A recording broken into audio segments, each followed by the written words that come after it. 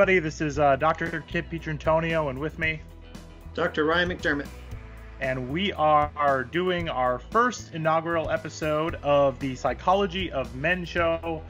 Today we are going to be talking about a very hot topic that's been going on in the news the last couple of weeks, which is this Gillette razors commercial where it's essentially criticizing masculinity or criticizing men and telling men that they can do better, that we as men can do better. So Ryan and I are going to be going through and kind of breaking down the commercial a little bit, talking about some key points. There's been a lot of criticism of this commercial already. If you haven't seen the commercial, please go ahead and check it out. I'll put a link down in the description.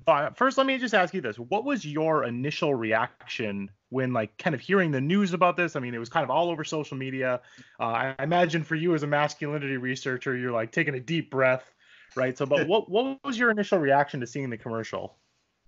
You know, I was kind of surprised by it at first. Watching it the first time around, I didn't really get it at first, probably because I was watching it in a busy environment. I wasn't really paying attention. But once I really sat down and looked at the commercial, I thought, there's a lot to unpack here. So I'm really excited to talk about this with you today. Right.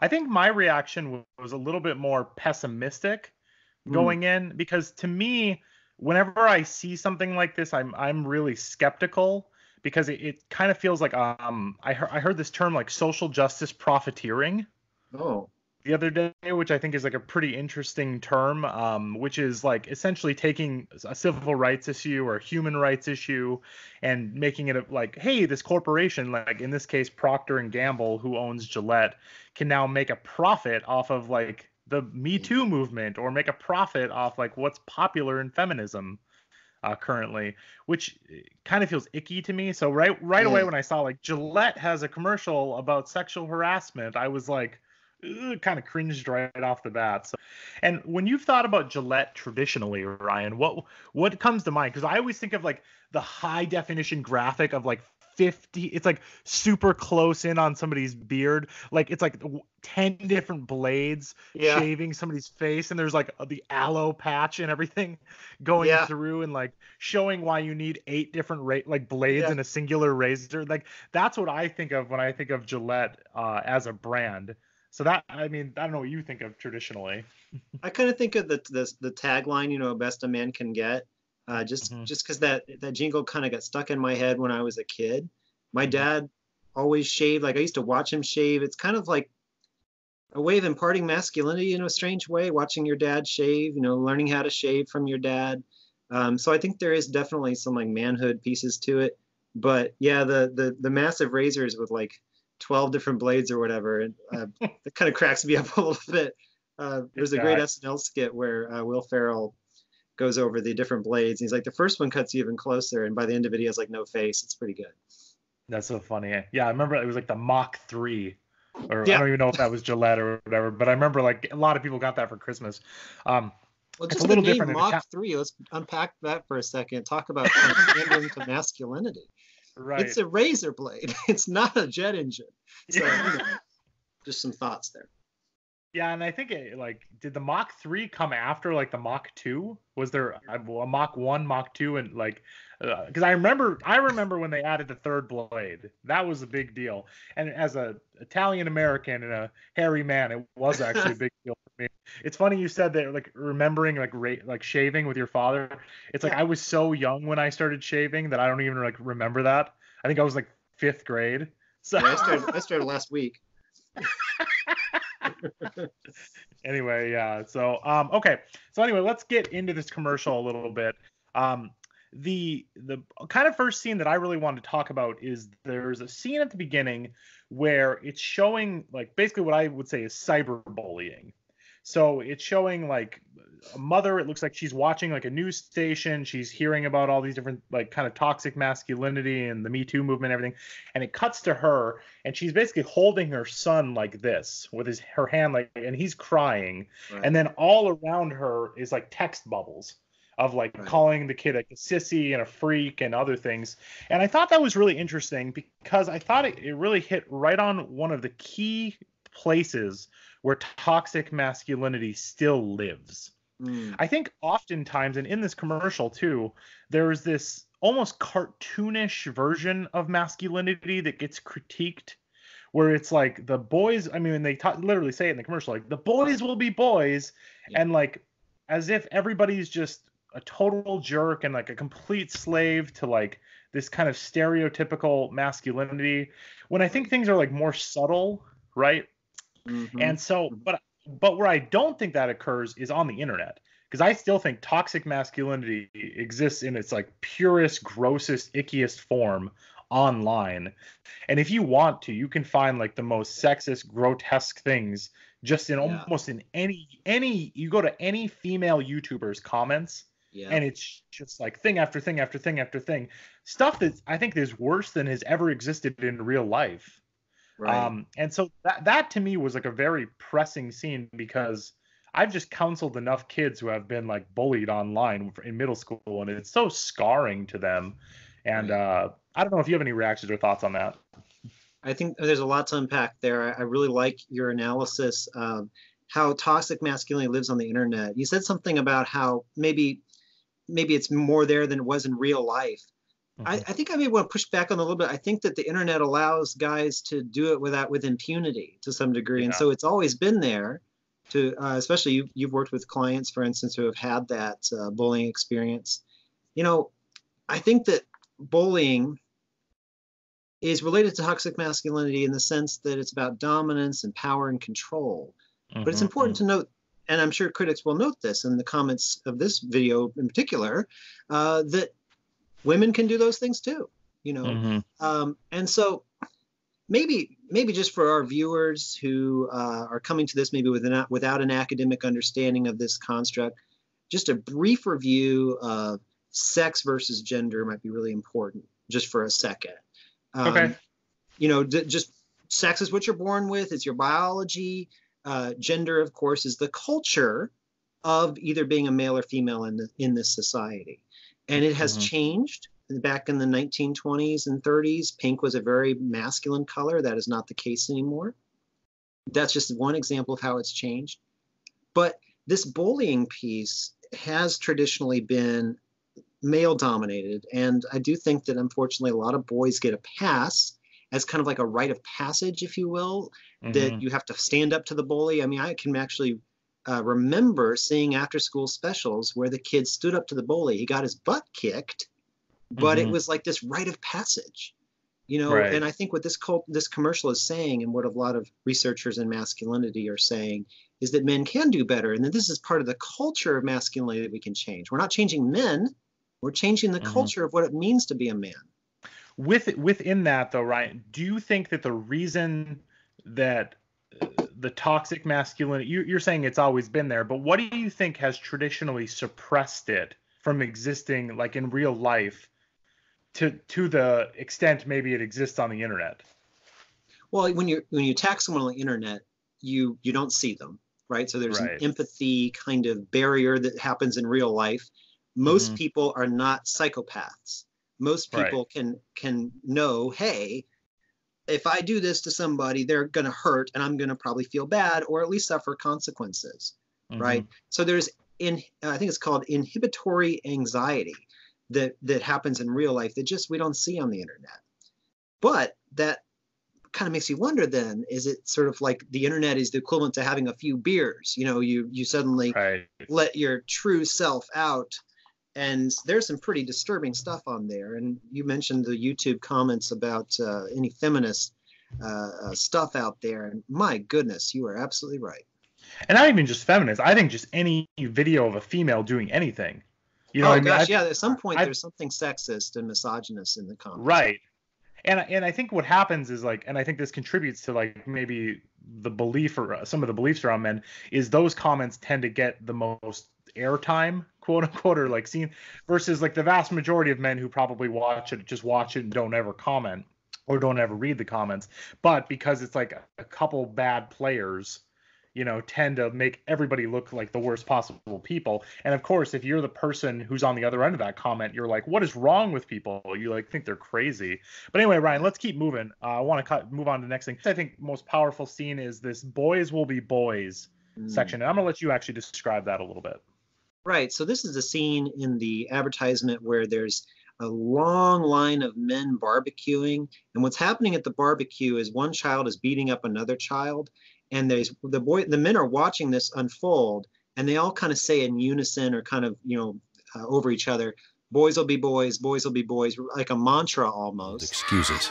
Boys will be boys. Boys will be boys. Boys will be boys. But something finally changed.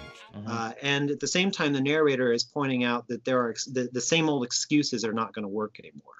Right. Right. So I think, okay, so let me just play devil's advocate here for a second, Ryan. I think that a lot of people would say that this is the critique of millennials in general, that by not letting people kind of go through this toughening process of like maybe like walking home after you got your nose punched after you said something, and like having to go and like kind of walk away with your tail between your legs. What that teaches somebody is that they like that's what losing is, and it's important to get back up on your horse kind of afterwards, versus the alternative ideology of like no one ever gets hurt, everybody wins, everybody gets a trophy. So what would you say about that? I had not thought about that, but it seems, I mean, if you just look at the criticisms of the guy, I went somewhere else there for a second, of the Gillette commercial, it seems to me as though there's kind of this sort of like, well, men are supposed to be tough and just kind of tough it out, right?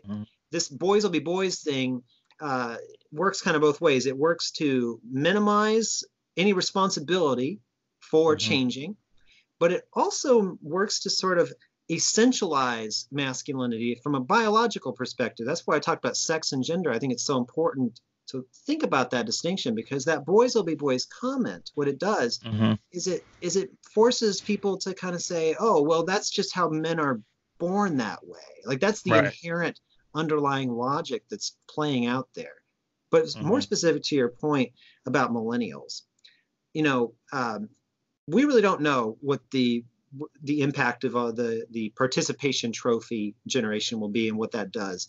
I know some researchers here who swear that it's making people less gritty, if you will. They're unable to handle failure and defeat, and that's part of why they drop out of college, for instance. Right. But to tie that to masculinity, and I mean, I think it's an apt criticism in the sense that masculinity has been connected to toughness, and the idea being there is that you can handle some failure. But what's happening in that video is the kid's getting beaten up, and I mean, that's what we're trying to say. I think that, and we're probably jumping ahead here a little bit to the bystander portion of this video, but there's a strong kind of men need to step up and stop this cycle. One other thing I want to say about that cycle idea, that was an artistic attempt to illustrate the cycle by showing men going on for miles and miles and miles to illustrate the generational effects here, or just the fact that many, many men are doing this. But I think that's part of why this commercial rubs some guys the wrong way. If they don't understand the artistic component of it, they might be thinking, well, that's kind of impugning all men. And actually, in some ways, the commercial did get it wrong in the sense that most men don't do this stuff, actually. I can tell you that with research certainty. So to say that some men are already doing it, they should have said most men are doing it. But a small number of men get away with it because we allow them. Right. Yeah, I think that's probably like the key criticism there, like boiled down to it. I also, let me say this. I think there's kind of two different versions of criticism of this. I think one is like the far right or alt-right's like criticism of this, that this is just another like let's sissify men, and if we don't let men, like it is literally like the boys will be boys like approach to this. Ironically, and, like, yes. Yeah, like, and I've literally heard like on podcasts and other YouTuber responses to this, people being like, well, men stormed the beaches of Normandy, and men are like went to the moon, and men, as if like no women helped with that process in any way, shape, or form. But like that there's this kind of hardcore like everything great that's ever happened has been done by men, so don't mess with it. Then I think there's probably like the other part of resistance, which is probably the more centrist kind of middle of the road like pushback on the commercial, which is just like, yeah, it felt a little shaming kind of at the like, which didn't feel good. And I don't really feel like I'm the guy at the barbecue looking at a kid getting the like crap beat out of him going like, yeah, well, this is probably good for him. Yeah, And that's a good point. I don't really know that guy exists in like a regular. That's what I mean. Like it's like this cartoonish form of masculinity that people critique that doesn't necessarily exist. And I think it somewhat exists in the like sexual harassment piece where, and we'll get into the bystander intervention piece. We might as well just flow right into it, where there's this woman is leaving this restaurant, and this guy, he reminds me of like in the 1930s, like Looney Tunes commercials, like there's the wolf whose like tongue rolls out of his mouth and like flops on the table. And he's like, sees the woman walk out and he like chases her down the street, and then his friend comes in and is like, bro, not cool, not cool, not cool. And I'm not denying anybody. I guarantee there are guys who have done that. I just think it's like one very like mean-spirited kind of jerk of a guy with very little insight about himself who's doing that. And like 9 out of 10 guys who watch that would be like, what are you doing? Like, that's so weird and gross and creepy. But unfortunately, again, I think there's like this one guy who kind of makes like he kind of like ruins it for everybody a little bit. So yeah, it's hard to say, is that masculinity that caused that guy to do the terrible thing? Like, is it the culture of masculinity that caused them to do that? I personally question that a little bit, because I mentioned most people are not psychopaths. Most people are not doing these kind of horrible things. Now, on the other hand, though, you got to recognize we're two dudes talking about this. We don't have a female perspective on this show yet, which we will eventually, I'm sure. But the fact is that just talking to my wife, like, she gets catcalled all the time, you know, and it's like, I certainly don't have that happen to me. Although one time we were at Division 51 dinner, and there were these women who were trying to get us to ride in their pedicabs. And they were like, hey, good looking, hey, hot buns, and all this stuff. And it was really uncomfortable, you know, and we all remarked about it. And then we all joked about how we were remarking about it, you know, and, but yeah, that's kind of what a lot of women, especially very attractive women, have to do there. But, you know, well, hold on, Ryan. Let's stick with that for a second, because this is where I think there's a problem with the bystander intervention piece.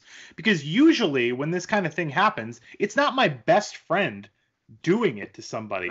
It's some other guy across the street yelling. Like, I'm with a big group of people and we're walking the street, and then somebody across the street yells. So as a person, like, I mean, I can of course check in with my female friends or my, you know, male friends who maybe got catcalled, but like, if I yell back at that guy, there's a potential for conflict there. And as a guy, I'm going to feel like this intense need to, like, I have to like stand up for myself and like defend the group in some way, shape, or form. And so, like, I think a lot of guys, like you said, it was really uncomfortable and you guys kind of just walked into the restaurant. That's what I think most people do, is because they're like, I don't want to yell. Like, I don't know if this guy's crazy. I don't know if the guy has a knife. I don't know if he's like going to come over here and like try to punch somebody. So we're just going to kind of like take the high road and just ignore him. And like try to go into the restaurant together. Like, that to me is like more realistic of what tends to happen in these situations. So like this bystander intervention of like, you should jump out. The one place I can see that happening is at like a college party, where I think a guy can grab another, especially around sexual assault. Sorry to interrupt. Exactly. No, that's exactly right. That's exactly where I was heading with that. So, but anyway, okay. So that's kind of what I was thinking in terms of like that part of it, I guess, of the commercial. So. Let me just say one more thing about that, if I may. I think that you're absolutely right. Like the bystander scenario there was a little unrealistic. And I do agree that we need to be addressing bystander intervention for sexual assault. It's actually one of the most evidence-based ways of reducing sexual assault. I wonder if maybe what they were trying to portray is that if we were to change the culture of masculinity, that this will end. And so, like, somewhere that dude has a friend, you know what I mean? And that friend might be like, hey, that's not okay. Even if it's not like for the majority of us guys who are more middle road masculinity, healthy masculinity in some ways, then, you know, maybe it's not us, it's not our friend, but that guy has a friend somewhere. I agree with that. I just think you have to address these things in a more like in the more subtle, realistic way in which they occur. Right. You know what I mean? Like I think about like, okay, most guys, for example, don't engage in domestic violence, right? Like most guys aren't like literally getting in like fist matches or like fighting physically with like their partner, right? But I think what happens is a lot of guys get really angry, they yell, they say things that are mean-spirited, Yeah. right? They like there's like an intensity of violence there, even if the saying itself isn't there. So to me, that's where like I would love to see like, hey, let's talk about that piece. Right. Which is something I think happens to even like really nice guys, good guys, when people get into like an intense fight with their partner, right? And that's where I think like that to me would be a more realistic approach to this, Yeah. as opposed to like let's have this cartoonish example of like an extreme case. And I get that they're trying to illustrate something in a commercial, but I just think there's more subtle ways of going after this stuff. And I think if you can aim your intervention at those kind of situations, you actually can make a dent in like toxic masculinity or, you know, violence or sexual assault or whatever. But I think when you make it like this kind of cartoonish big picture, it's just you're not. I think the guys who hate it are going to shut it down, and the guys who are like already on board are already on board, and you're not really speaking to that middle crowd. That's a great point, because the more I think about it, those few scenes were almost like caricatures of men, like you were saying, so like cartoonish. Like, I mean, that really is a nice way to think about it, and like a stereotype. And I think that maybe men are reacting to this sort of stereotype, which, you know, a lot of people, it doesn't fit for them, and that's partly where the outrage comes from. And so you're right, by doing it in such a intense, I can't figure out a word for what I'm trying to say right now, but such an intense way, then what they do is they isolate the people who might be on the fence, and all they do is they just kind of reinforce the camps of the people who already hate this and the people who are already on board with it. It's a great point. Yeah, and again, I don't want to say I'm not out here trying to deny anybody's experience. I guarantee there's like the worst kind of guys out there who have done the worst kinds of things. I've heard many stories in my job of that happening, but I just don't think that this is the right way always to go about it. That being said, I think overall, I really appreciated the commercial by the end of it. Like my fourth or fifth viewing, I remember just thinking like, oh, this, like 99% of this is positive.